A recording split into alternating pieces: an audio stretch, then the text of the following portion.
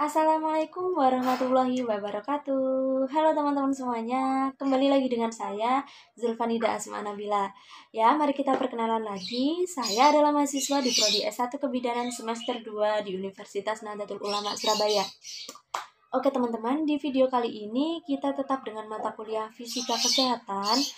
Pembahasannya juga sama tentang termodinamika, tetapi pembahasannya yang berbeda dengan yang video sebelumnya. Kali ini kita akan membahas 5 pembahasan, yaitu pengaturan suhu tubuh berdasarkan kaidah fisik, kemudian ada pengaturan suhu tubuh berdasarkan kaidah metabolisme, kemudian ada suhu tubuh normal berdasarkan usia, kemudian ada suhu tubuh normal berdasarkan bagian tubuh manusia, dan yang terakhir adalah beberapa penyakit yang berkaitan dengan perubahan suhu tubuh.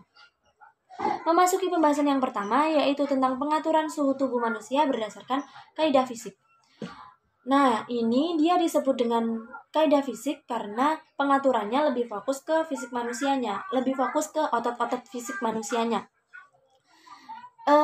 Kemungkinan yang mungkin akan terjadi di pengaturan suhu tubuh dengan kaidah fisik ini, apabila suhu badannya tinggi, maka tingginya akan melebihi normal, dan apabila suhu badannya rendah, maka rendahnya juga akan melebihi normal. Jadi kayak kalau tinggi banget, kalau rendah banget. Nah, apabila suhu badannya tinggi, termoreseptor akan mentransfer suhu pada kulit ke otak, yaitu tepatnya di hipotalamus. Nah, hipotalamus ini ia akan berfungsi sebagai termostat yang akan mengatur suhu darah yang melewatinya. Mekanisme koreksi akan diarahkan atau dirangsang oleh hipotalamus dengan memakai koordinasi tubuh.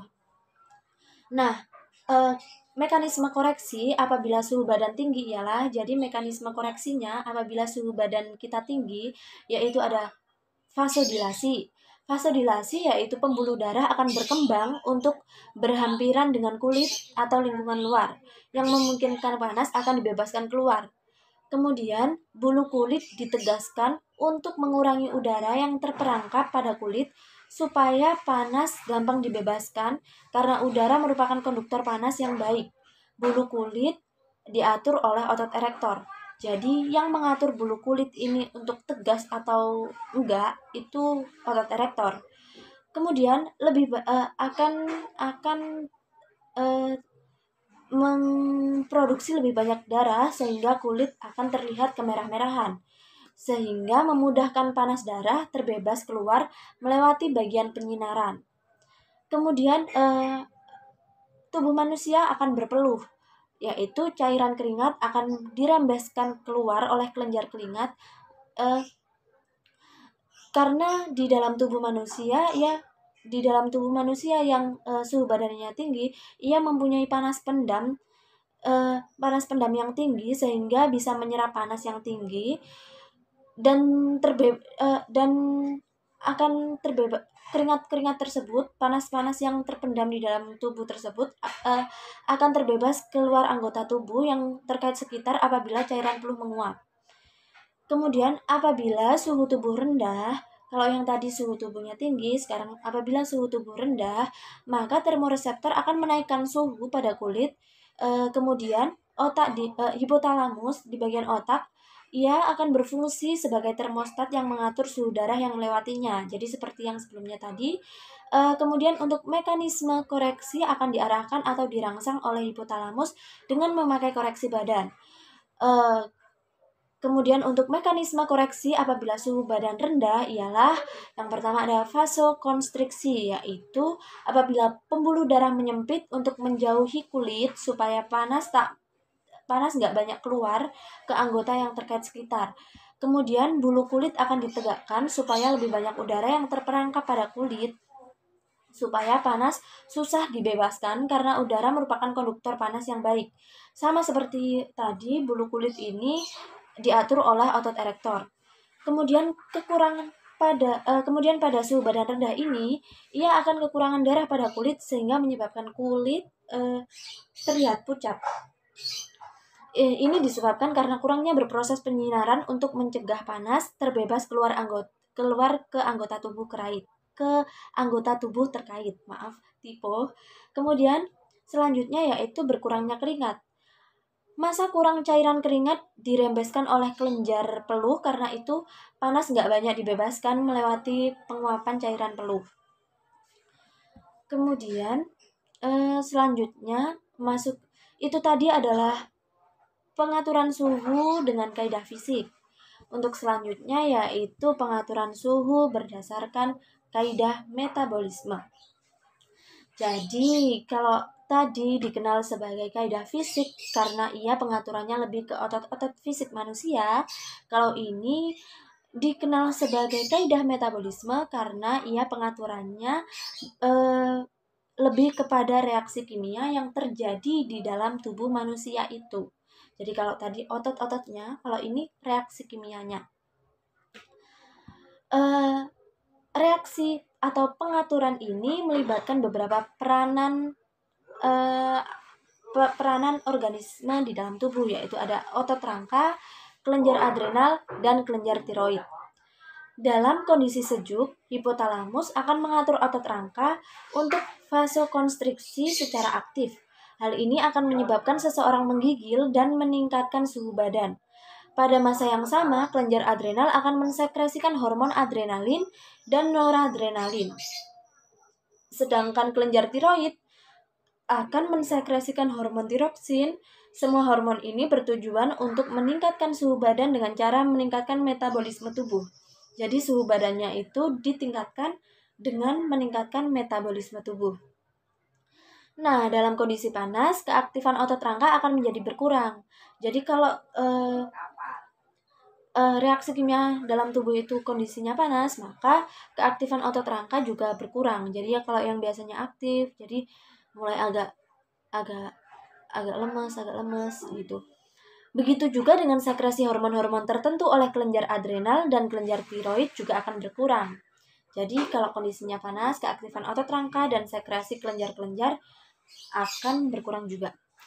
Kemudian di kelenjar-kelenjar tadi, ia akan menghasilkan hormon epinefrin dan norepinefrin yang berperan dalam meningkatkan kadar detak jantung dan kadar pernafasan, kemudian meningkatkan tekanan darah, meningkatkan metabolisme badan, dan meningkatkan kadar gula darah dengan merangsang pengubahan glikogen dan glukosa. Pengaturan kadar gula sedikit dalam darah atau glukosa di selang kemungkinan-kemungkinan yang akan terjadi ialah apabila kadar gulanya banyak, maka ia akan terlampau banyak. Kalau kadar gulanya sedikit, maka akan terlampau sedikit. Jadi seperti yang di pengaturan berdasarkan kaidah fisik tadi, kalau suhu tubuhnya tinggi, ia akan tinggi banget. Kalau rendah, rendah banget. Sama. Kalau kadar gulanya juga, kadar gulanya banyak, ia akan terlampau banyak. Kalau sedikit, ia juga akan terlampau sedikit. Apabila kadar glukosanya terlampau banyak, lebih banyak dari normal, sel beta pada pulau Langerhans akan mensekresikan lebih banyak hormon insulin, kadar glukosa dalam darah akan turun, bagian ini akan berlanjut hingga kadar glukosa dalam darah berada pada banyak yang normal.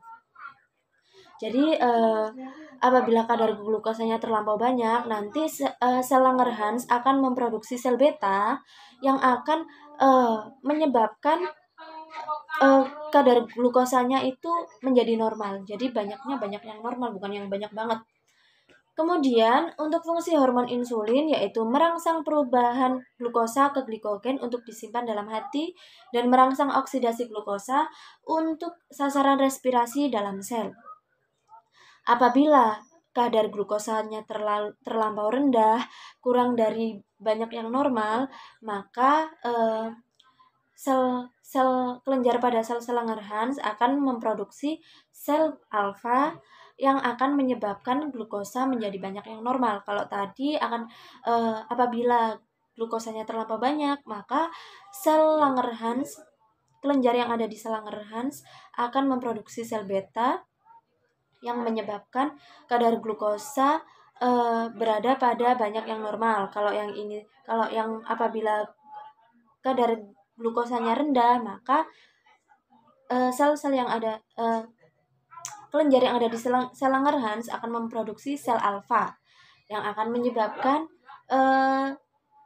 banyaknya glukosa tadi, banyaknya kadar glukosa menjadi normal. Untuk fungsi hormon glukagon ialah merangsang perubahan glikogen ke glukosa dalam darah Kemudian untuk sel-sel Langerhans yang berfungsi untuk menormalkan banyaknya kadar glukosa tadi, ia berada di dalam pankreas. Mohon maaf ya teman-teman apabila berisik, soalnya saya di kos, jadi kosnya rame. Kemudian memasuki pembahasan selanjutnya yaitu tentang suhu tubuh normal berdasarkan usia. Jadi untuk suhu tubuh normal berdasarkan usia ini ranknya terbagi dari bayi, anak-anak, dan dewasa. Dimulai dari bayi usianya sekitar 0 sampai 2 tahun, ya suhu tubuh normalnya yaitu 36,6 sampai 37 derajat Celcius. Nah, suhu tubuh bayi ini dapat meningkat terlebih saat si bayi tumbuh gigi. Kemudian untuk rank anak-anak usianya 3 sampai 10 tahun, suhu tubuh normalnya yaitu 35,5 derajat hingga 37,5 derajat Celcius. Bisa dikatakan anak-anak ini suhu tubuhnya sudah mulai sama dengan suhu tubuh orang dewasa. Kemudian pada anak-anak dikategorikan demam apabila suhu tubuhnya melebihi suhu tubuh normalnya tadi. Kemudian untuk rank usia dewasa, dalam kategori ini bisa dikategorikan di atas 10 tahun. Nah, untuk suhu normalnya yaitu 36,5 derajat sampai 37,5 derajat Celcius. Sehingga saat suhu tubuh menunjukkan angka 38 derajat Celcius, maka bisa dikategorikan demam. Saat suhu tubuh mencapai 39,5 derajat Celcius, maka itu masuk ke dalam kategori demam tinggi. Dan apabila suhunya 41 derajat Celcius, maka dikatakan demam sangat tinggi. Kemudian untuk pembahasan selanjutnya yaitu suhu tubuh normal berdasarkan bagian tubuh manusia. Baik, untuk suhu tubuh normal berdasarkan bagian tubuh manusia ini tetap ada rank usianya. Jadi suhu tubuh di bagian tubuh ini pada usia ini normalnya segini. Jadi tetap ada rank usianya. Untuk yang pertama yaitu suhu tubuh normal anak usia 0 sampai 2 tahun. Jadi bayi kategorinya kalau pada usia tadi bayi. Nah, suhu tubuh anak yang dapat dikatakan normal pada rentang usia 0 sampai 2 tahun, 0 sampai 2 tahun, suhu ketiaknya itu normalnya 34,7 sampai 37,3 derajat Celcius. Kemudian untuk suhu mulutnya normalnya yaitu 35,5 sampai 37,5 derajat Celcius. Kemudian untuk suhu telinganya normalnya 36,4 sampai 38 derajat Celcius. Kemudian untuk suhu rektum atau suhu dubur, ia normalnya 36,6 sampai 37,5 derajat Celcius. Kemudian untuk rank anak-anak yang usianya 3 sampai 10 tahun, untuk suhu tubuh normalnya, untuk suhu ketiaknya normalnya 35,9 sampai 36,7 derajat Celcius. Kemudian untuk suhu mulutnya normalnya 35,5 sampai 37,5 derajat Celcius. Kemudian untuk suhu telinganya normalnya 36,1 sampai 37,8 derajat Celcius. Kemudian untuk suhu rektum atau suhu dubur normalnya adalah 36,6 sampai 38 derajat Celcius. Kemudian untuk suhu tubuh normal pria, ini suhu bagian tubuh berdasarkan jenis kelamin khususnya pada pria.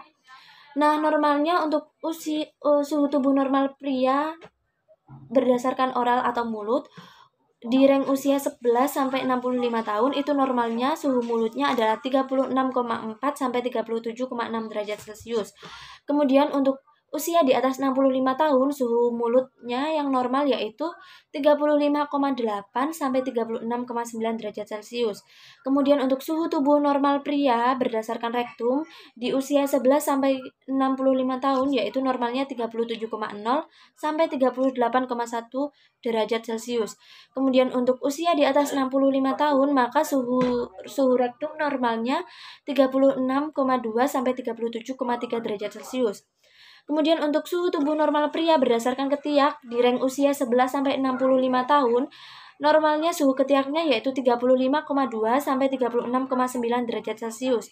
Kemudian untuk suhu usia di atas 65 tahun Suhu ketiak normalnya yaitu 35,6 sampai 36,3 derajat Celcius.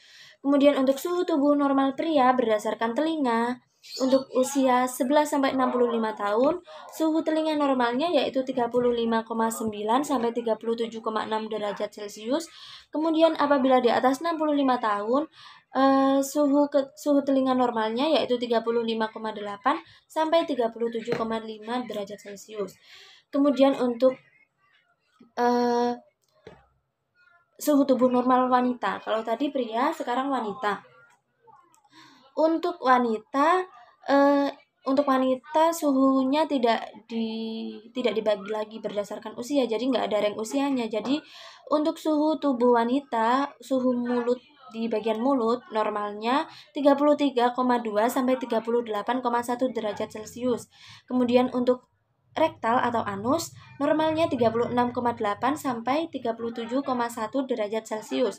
Kemudian untuk telinga normalnya 35,7 sampai 37,5 derajat Celcius. Baik, kalau ada ukuran suhu tubuh, berarti kan ada alat untuk mengukur suhu tubuh tersebut.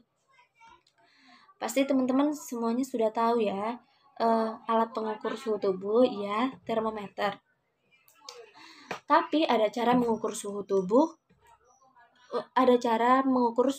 untuk suhu tubuh normal. Untuk memeriksa suhu tubuh yang normal, yang benar dan minim kesalahan, maka kita perlu untuk memperhatikan tempat pengukuran dan rentang umur. Adapun beberapa cara mengukur suhu tubuh yang normal dengan benar adalah dengan menentukan bagian tubuh untuk diperiksa. Jadi kan tadi setiap bagian tubuh kan berbeda-beda ya untuk suhunya. Mulut berapa, telinga berapa, rektum berapa, jadi kan beda-beda. Jadi biar mendapatkan hasil yang akurat, kita tentukan dulu bagian tubuh mana yang mau diperiksa. Kemudian selanjutnya kita harus memilih termometer yang sesuai. Agar suhu tubuh dapat terbaca dengan akurat, termometer sebagai alat ukur suhu juga perlu digunakan sesuai jenisnya. Untuk jenis-jenis termometer yang umum digunakan adalah termometer telinga, termometer dahi, termometer dahi dengan teknologi infrared, biasanya yang bentuknya kayak pistol, nggak perlu ditempelkan ke dahi, tapi cuman ada jaraknya berapa gitu, tapi udah bisa mendeteksi suhu tubuh kita. Kemudian termometer digital dan termometer kaca dengan merkuri yang tradisional. Untuk saat ini penggunaan termometer tradisional dan dengan kaca dan merkuri sudah tidak dianjurkan karena berpotensi melukai dan keracunan merkuri jika pecah. Kemudian untuk penggunaan termometer digital yang semakin terjangkau dan akurat lebih dianjurkan untuk di rumah. Jadi biasanya untuk ibu-ibu yang punya anak kecil biasanya sedia termometer di rumahnya. Tapi sekarang sudah banyak masyarakat atau orang-orang udah mulai punya P3K yang mencakup termometer juga di dalam rumahnya. Jadi biasanya kalau di rumah-rumah itu termometer digital biasanya untuk ibu-ibu atau orang-orang yang punya kayak gitu. Biasanya termometer digital, soalnya ya lebih terjangkau dan hasilnya dipercaya lebih akurat gitu. Kemudian selanjutnya untuk mendapatkan suhu tubuh akurat dan normal, maka kita juga harus memperhatikan akurasi teknis termometer. Maaf ya teman-teman, berisik. Jadi untuk menentukan ketepatan atau akurasi teknis dengan kondisi kesehatan, suhu tubuh manusia berbeda-beda kan, tergantung pada lokasi pengambilan suhu tubuh dan waktu pengukurannya. Perbedaan ini bisa jadi karena faktor kondisi tubuh dan tidak selalu karena kerusakan termometer. Jadi kita sebelum menggunakan termometer harus membaca petunjuk penggunaan termometer sebelum mengukur suhu tubuh kita untuk mendapatkan hasil yang akurat. Baik, untuk pembahasan selanjutnya yaitu mengenai beberapa penyakit yang berkaitan dengan perubahan suhu tubuh. Jadi suhu tubuh ini sangat mudah sekali berubah dan dipengaruhi oleh banyak faktor. Perubahan suhu tubuh ini sangat erat kaitannya dengan produksi panas yang berlebihan, produksi panas maksimal maupun pengeluaran panas yang berlebihan. Tentunya sifat perubahan panas tersebut sangat mempengaruhi masalah klinis yang dialami setiap orang. Apalagi kan kondisi tubuh, kondisi kekebalan tubuh setiap orang kan juga berbeda-beda. Jadi efeknya bagi tiap orang juga berbeda-beda terkait dengan faktor-faktor yang mempengaruhi suhu tubuh manusia itu sendiri. Untuk penyakit yang pertama yaitu ada demam. Demam ini bisa terjadi disebabkan karena mekanisme pengeluaran panas tidak mampu untuk mempertahankan kecepatan pengeluaran, kelebihan produksi panas sehingga mengakibatkan suhu dalam tubuh menjadi tidak normal. Demam merupakan mekanisme pertahanan yang penting. Peningkatan ringan suhu sampai 39 derajat Celcius meningkatkan sistem imun tubuh. Demam juga merupakan bentuk pertarungan akibat infeksi karena virus menstimulasi interferon atau substansi yang bersifat melawan virus. Pola demam berbeda bergantung pada pirogen. Peningkatan dan penurunan jumlah pirogen berakibat puncak demam dan turun dalam waktu yang berbeda. Selama demam, metabolisme meningkat dan konsumsi oksigen bertambah. Metabolisme tubuh meningkat 7% untuk setiap derajat kenaikan suhu. Frekuensi jantung dan pernapasan meningkat untuk memenuhi kebutuhan metabolik tubuh terhadap nutrien. Metabolisme yang meningkat menggunakan energi yang memproduksi panas tambahan. Kemudian untuk penyakit selanjutnya yaitu ada hipertermia.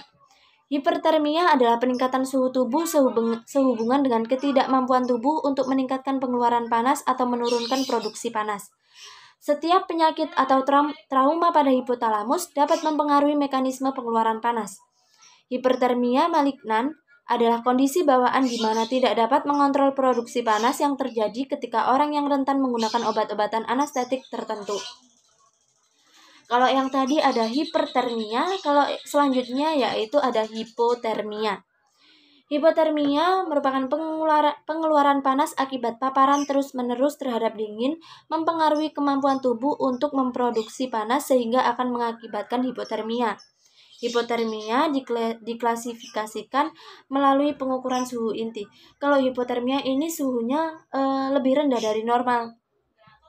Jadi untuk kategori ringan, suhunya sekitar 33-36 derajat Celcius. Kemudian untuk kategori sedang suhunya 30-33 derajat Celcius. Untuk kategori berat ini suhunya 27-30 derajat Celcius. Kemudian apabila sangat berat itu suhunya di bawah 30 derajat Celcius. Jadi rendah banget, lebih rendah dari 27 derajat bisa-bisa. Kemudian hipotermia aksidental. Untuk hipotermia aksidental biasanya terjadi secara berangsur dan tidak diketahui selama beberapa jam.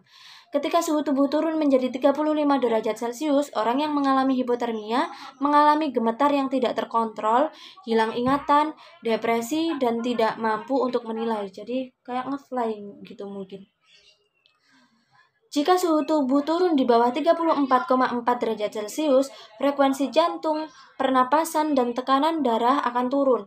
Jika hipotermia terus berlangsung, disritimia jantung akan berlangsung, kehilangan kesadaran, dan tidak responsif terhadap stimulus nyeri. Jadi, bisa kehilangan kesadaran.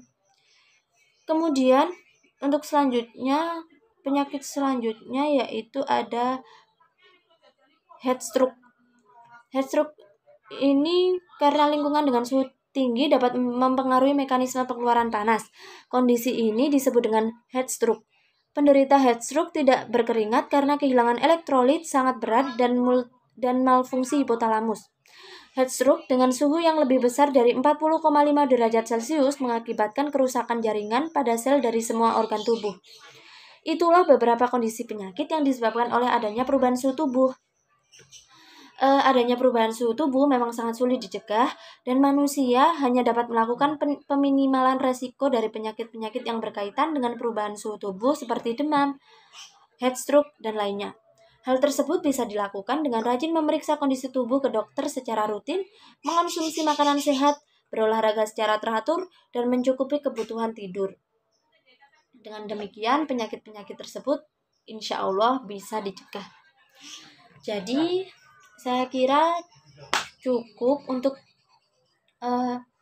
penjelasan saya terkait dengan suhu tubuh, terkait termodinamika yang berhubungan dengan suhu tubuh. Ada 5 subbab tadi. Mohon maaf ya teman-teman apabila penjelasan saya kurang maksimal, karena deadline-nya juga sudah mepet. Maaf ya.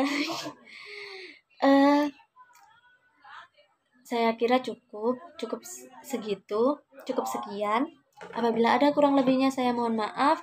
Apabila ada kesalahannya, jelas ada kurangnya, jelas ada kesalahannya, teman-teman bisa kasih koreksi, bisa membenarkan, bisa membantu saya dalam belajar dengan mengedrop, dengan menaruh, dengan meletakkan koreksinya di kolom komentar.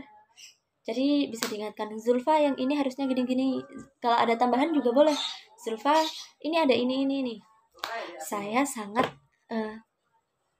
terbuka dengan masukan-masukan teman-teman. Terima kasih ya teman-teman. Semoga nilai fisika kesehatan saya bagus. Mohon doanya ya. Semoga mendapatkan A++. Mohon bantuannya juga Ibu Ima. Terima kasih.